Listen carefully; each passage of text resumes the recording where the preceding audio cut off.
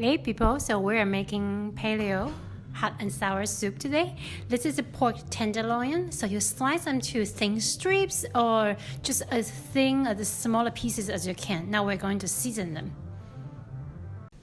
Now we're going to season the pork with coconut aminos and also toasted sesame oil and a dash of white pepper. White pepper is what makes it taste more authentic. If you don't like it, use black pepper or just skip it. And here are the other ingredients: sliced garlic, finely chopped fresh ginger, shiitake mushrooms, and scallions, and carrots. I sliced them to matchstick thin. Now I preheat a large sauté skillet. This is from Whole30 with avocado oil, and we're going to sauté the aromatics: garlic, ginger, and white parts of scallion. Season with a little bit salt. Sauté until fragrant.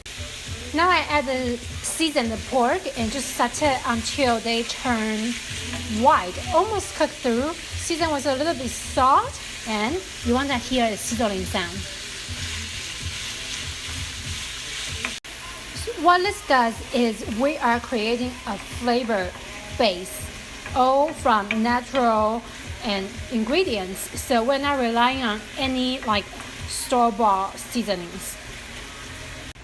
Now when the pork is almost cooked through, we add sliced carrots and shiitake mushrooms.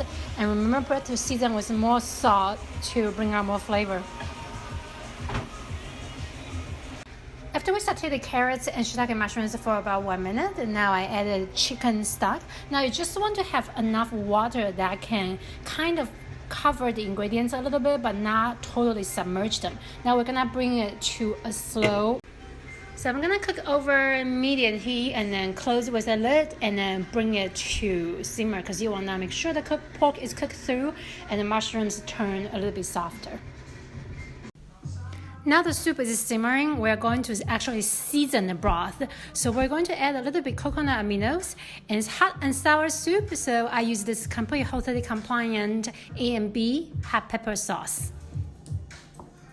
Now I'm sharing an authentic taste with you guys. The soup itself won't hit you with a spicy tone. It's just a little bit to add a little bit flavor. So if you have small kids at home, you can just use a little bit less. Now about the vinegar. Traditionally, we use Asian white vinegar. It has a very sharp tone. So I found that probably apple cider vinegar is the closest one.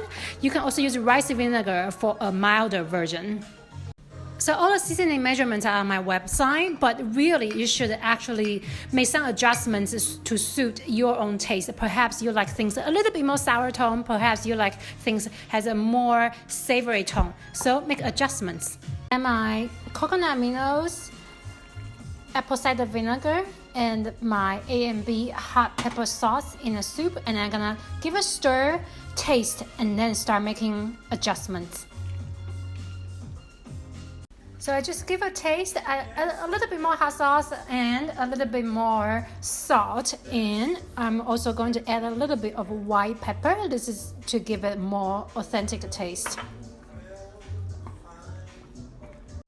To thicken the soup, I made an arrowroot slurry. You can also use tapioca. The ratio is about 1 tablespoon of arrowroot. You will add 2 tablespoons of cold water, not hot water, and just dissolve them well.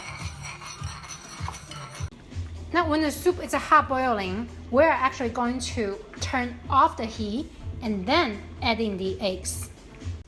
Slowly drizzle in the eggs when the soup is really hot. Now this will make the fluffy eggs.